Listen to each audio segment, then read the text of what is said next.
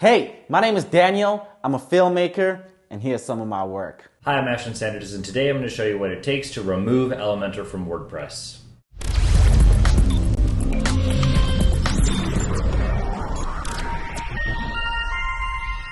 Through this tutorial, we're going to be going through the process of what it takes to remove Elementor and replace it with the default WordPress editor, Gutenberg.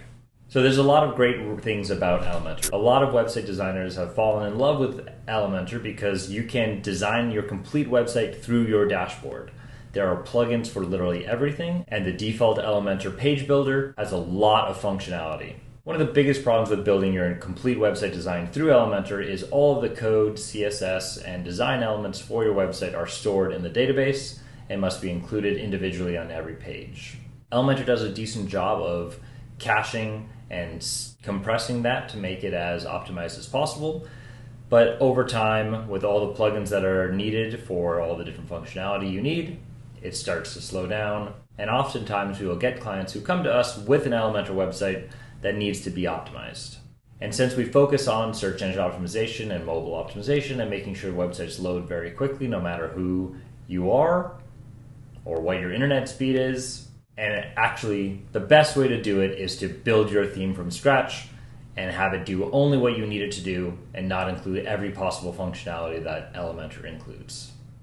So there's two main parts to removing Elementor. The first part is removing the theme or the Elementor plugins that the website is built on.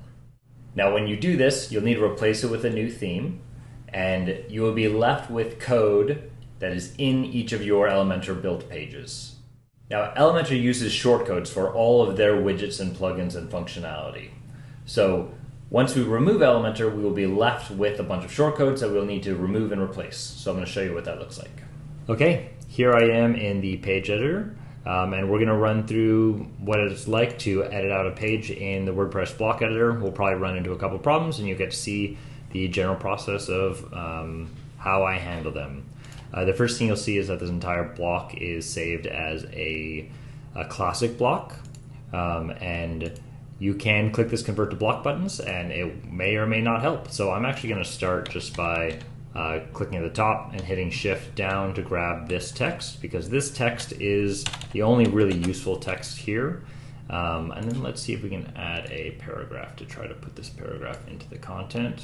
Right? Okay, so I hit Control-Shift-F and that seems to paste in just fine. And again, I want to keep looking back at the website to make sure it is how we want it to look like. This is pretty close. Let's see if we can make all of these centered. Fine, that's good. We'll bold this, and then we'll make that red later. And then this one, same thing.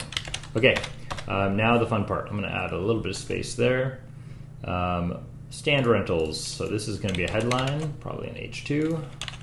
So we'll put that in as a paragraph, make it a heading, and center. Next, we have 3 images. We have 3 stands to add. We'll add those as columns. So /column, and we'll go over to the 3 even ones. Now we have 3 sections to add here. I'm going to add this first one as an image. Now, these images have already been uploaded to the media library, so we'll need to find them. And if I look down here, I can see here's my custom heading for stand rentals. I'm going to just delete that. I know I've already done that. And as I go through this page of gibberish, I will just delete what I'm done using. So I can see we have a column here. This looks like it talks about a font, so we can ignore that. Down here we have our first third. We have an image large, and here's our image ID. We also have the name. Nope, we have the link here.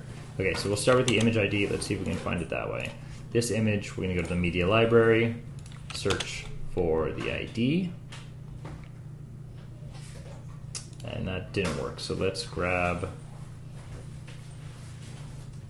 I'm gonna go to the website and open the image in a new tab. So now I have the name of the stand, telescoping stand. Now we'll search the media library for that. I notice it has telescoping stands 1. I'm going to try removing that one and see if I get all 3 of them. Nope, it's just 1. Okay, so this is 1.jpg.jpg. Alright, so let's see if it's that one or it's that one. Oh, it's this one. Okay, great. So let's select this. Great, first image is in there. Let's just add all the images real quick and we'll come back for the next part. Image. Image. Alright.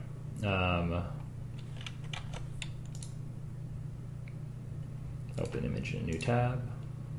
Open image in a new tab. We have this one already. This one is the pipe base.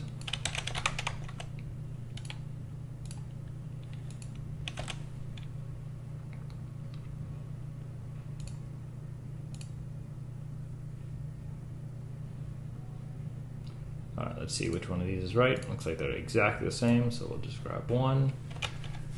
And this one is Truss 2. So we'll go to the media library, search for Truss 2,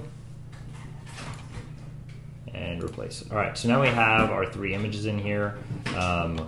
They are the same images. It looks like this one is missing its caption, so we'll add that in here.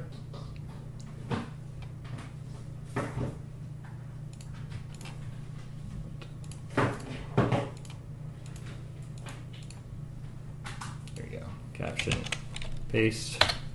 Okay, so now we have the 3 images with the 3 captions in a column, and now we need to add the links. Each of these are supposed to link, and we have here our shop rentals. I'm actually just going to highlight the last page, telescopic stand rental. Click on this guy, add link, and this allows us to search. So when I search, it should pull up our. Oh, it doesn't though. Let's see if we can add spaces. There it is. Okay, great. That one linked correctly. Shop rentals, telescopic stand rentals, perfect. And then, so this one is now all done. Next one up is pipe and base stand rental. So we'll click on this, make a link, pipe and base. Perfect. That one's all done. And then the last one is truss rental. So we'll click this, link, truss. So the short answer is, oh, there's a truss rental. To make sure that is the same. Yeah, truss rental, perfect. Okay, so the short answer is I'm just going to be continuing going through this code, deleting the things as I do it, and then checking this website to make sure the page comes out to look about right. So if we preview, you can see this is kind of what it looks like. This is just the first version. As we are styling this website as we build it, this will be styled. We'll have a way to make this bold line red, and we'll update some of the fonts to match as well. So this is what it looks like. You've got the images in 3 columns. You've got the text and the information the same. We just need to go through the rest of this code and continue to make the columns as we build it.